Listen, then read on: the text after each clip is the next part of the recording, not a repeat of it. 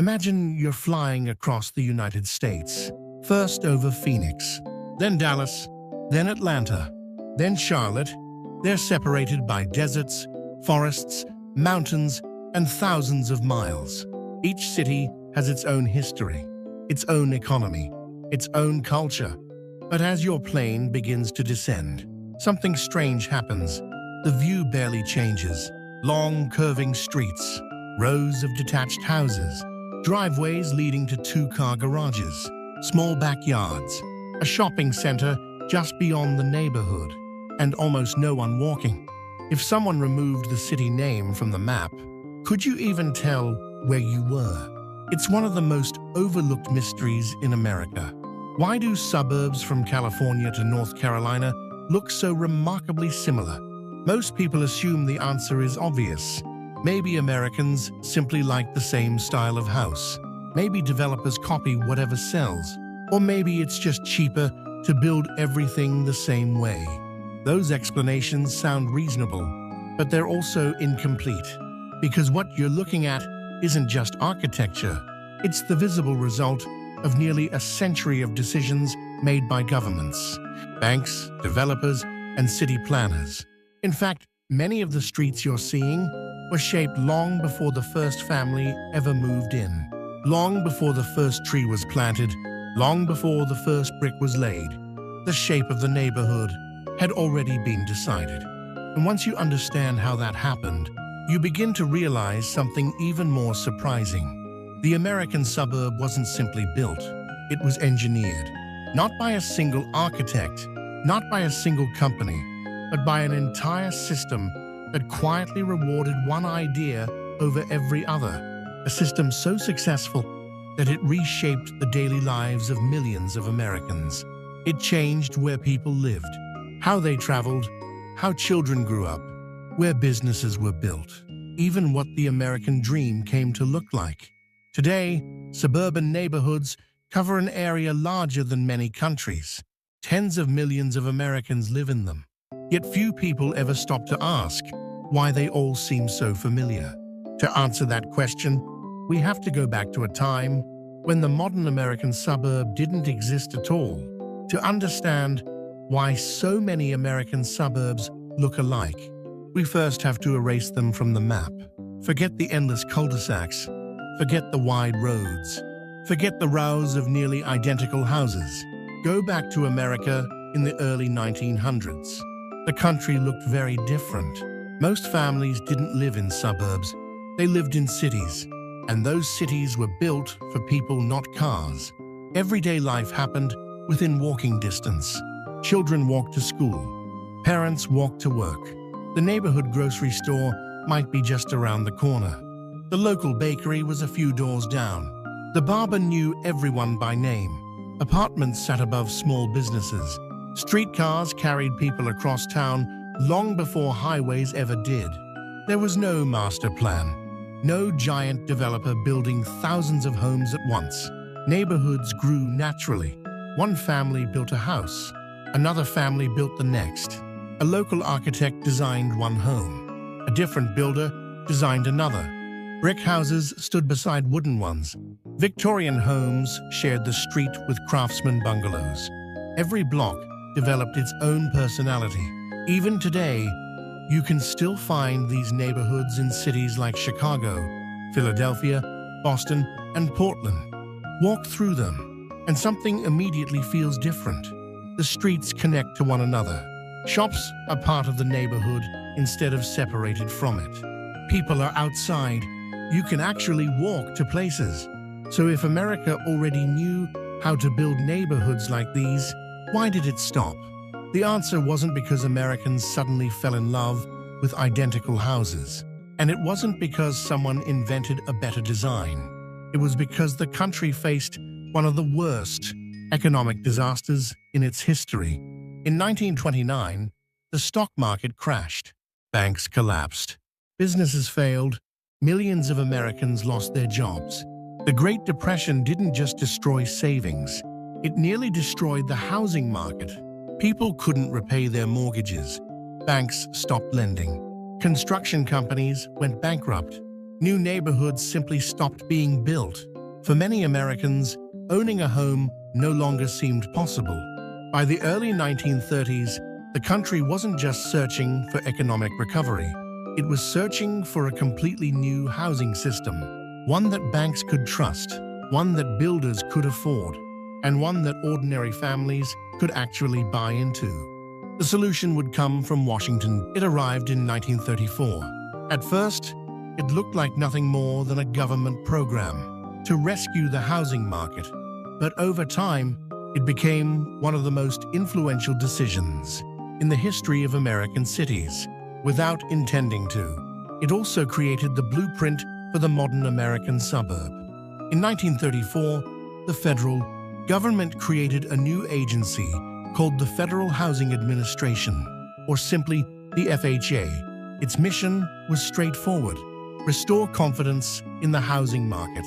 The government wasn't planning to build millions of homes itself. Instead, it did something much smarter. It made buying a home far less risky for banks. Here's how it worked. If a family borrowed money to buy a house and later couldn't repay the loan, the FHA would insure much of the bank's loss. Suddenly, lenders that had been terrified of mortgages were willing to lend again. For millions of Americans, home ownership no longer seemed impossible. It was one of the most successful financial rescue programs in American history. But there was one important condition. The FHA wouldn't insure just any mortgage. The home and the neighborhood had to meet its standards. And those standards were written down in a document that most Americans have never heard of. The FHA underwriting manual, it wasn't written for ordinary families. It wasn't even written for home builders. It was written for bankers, appraisers, and developers. But over time, it quietly shaped the places where millions of Americans would eventually live. The manual asked a simple question: what kind of neighborhood is most likely to keep its value for decades? Its answer would influence American cities for generations. The FHA believed predictable neighborhoods were safer investments, so the manual encouraged developments filled with detached single-family homes. It discouraged mixing homes with stores or apartment buildings. It favored quiet residential streets over busy commercial corridors. Consistency was rewarded. Variety was treated as risk. But the manual went even further than street layouts and lot sizes. It also rated neighborhoods by who lived in them. Racially and economically homogeneous neighborhoods were graded as the safest investments. Neighborhoods with immigrant families or black residents were often graded as risky, regardless of the condition of the homes themselves. This practice would later become known as redlining. It didn't just steer builders toward one style of neighborhood, it steered an entire generation of federal lending away from the communities that needed it most. The consequences of that decision are still visible on maps of American cities today.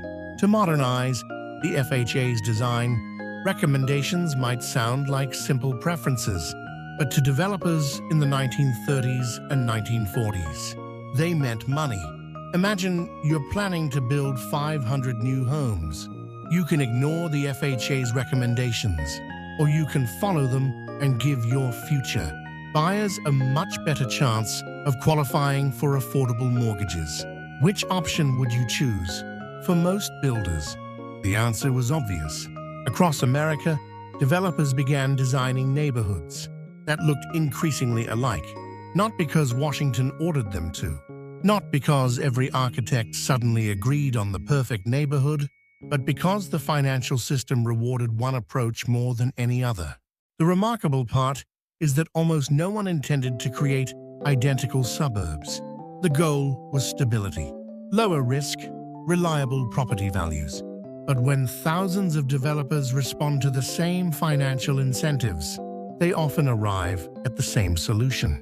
Without realizing it, America had begun repeating the same neighborhood over and over again. Yet there was still one problem. Even with better financing, the country desperately needed more houses, millions more, and one builder believed he had found a way to produce them faster than anyone thought possible. His name was William Levitt, and he was about to change the American landscape forever. By the end of World War II, America had a new problem. Millions of soldiers were coming home. They had survived the war. Now, they wanted to start a different kind of life. They wanted steady jobs, a family, a backyard where their children could play, a home of their own. But there was one major obstacle. America didn't have enough houses. The country wasn't short by thousands. It was short by millions. If builders continued constructing homes one at a time, it would take years to catch up. Then one man asked a question no one else had seriously considered. What if houses could be built like automobiles? His name was William Levitt, and that single idea would transform the American suburb forever. Levitt admired Henry Ford's assembly line. Ford had discovered that repeating the same process over and over again made production dramatically faster and cheaper. Levitt believed the same principle could work for houses. Instead of one crew building an entire home from start to finish, he divided construction into specialized jobs. One crew poured foundations, another framed the walls, another installed windows, another laid the roof. Each team repeated the same task all day, every day. They became incredibly fast. Materials arrived in bulk, floor plans were repeated, mistakes became rare. Costs fell, construction sped up. For the first time, homes could be produced almost like a manufactured product. Then, in 1947, Levitt put his idea to the test. On a former potato field on Long Island, New York, construction began on what would become one of the most famous housing developments in American history, Levittown. At first, many people doubted the idea. Thousands of nearly identical houses. Would anyone actually want to live there? The answer came almost immediately. Families lined up to buy them. Many were young veterans using low-interest mortgages, made possible by the GI Bill, for people who had grown up during the Great Depression and fought through World War II. This wasn't just a house. It was security. It was stability. It was proof that life was finally moving forward. Within just a few years, Levittown had become a symbol of the American dream. More than 17,000 homes would eventually be built there. But the houses themselves weren't the real innovation. The real innovation was the system behind them. Developers from across the country visited Levittown. They studied it, copied it, improved it, and repeated it. Soon, similar neighborhoods appeared outside Chicago, Denver, Atlanta, Dallas, Los Angeles, and dozens of other growing cities. For the first time in American history, neighborhoods in different states, built by different companies for different families, began following remarkably similar patterns. Not because they had to, but because the formula worked. It built homes faster. It reduced costs. Banks liked it. Buyers trusted it. Developers made money from it. Everyone seemed to benefit, or at least that's how it appeared, because even as America's suburbs spread across the country, another force was quietly making sure they would stay almost exactly the same. That force wasn't a developer, it wasn't a banker, it was something far less visible: the law. By the 1950s, the American suburb had proven it could work. Families loved it, builders profited from it, banks trusted it, but there was still one question. What would stop someone from building something completely different? The answer was surprisingly simple: the law. More specifically, zoning laws. If you've never heard of zoning before, don't worry. Most Americans haven't read their local zoning code either. Yet, it quietly shapes almost every neighborhood they live in. Imagine you've just bought 20 acres of land. You have a vision, a neighborhood where families can walk to a cafe. A grocery store sits just around the corner. Apartments above small shops. A park in the center. Everything within a 5-minute walk. It sounds perfectly reasonable. In many American suburbs, you couldn't legally build it. Not because the technology doesn't exist, not because buyers wouldn't want it, because the zoning code often says no. Zoning divides land into different categories. One area is reserved for single-family homes, another for businesses, another for offices, another for industry. Each zone comes with its own long list of rules. How large each lot must be, how tall a building can be, how close it can sit to the street, how many parking spaces are required, even how many homes are allowed on a single piece of land.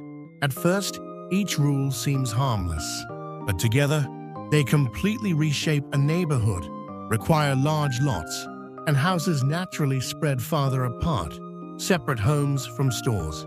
And every shopping trip becomes a drive, require wide roads, and neighborhoods become easier for cars but less comfortable for people walking. Mandate garages and driveways, and suddenly, the garage becomes the most noticeable part of the house. Individually, none of these rules determines how a suburb will look. Together, they determine almost everything. And here's the remarkable part. Many American cities didn't invent these rules independently. After World War II, planning departments across the country often borrowed successful zoning models from one another. A regulation that worked in one city was copied by another, then another, then another. Over the decades, different cities began following, surprisingly, similar planning principles.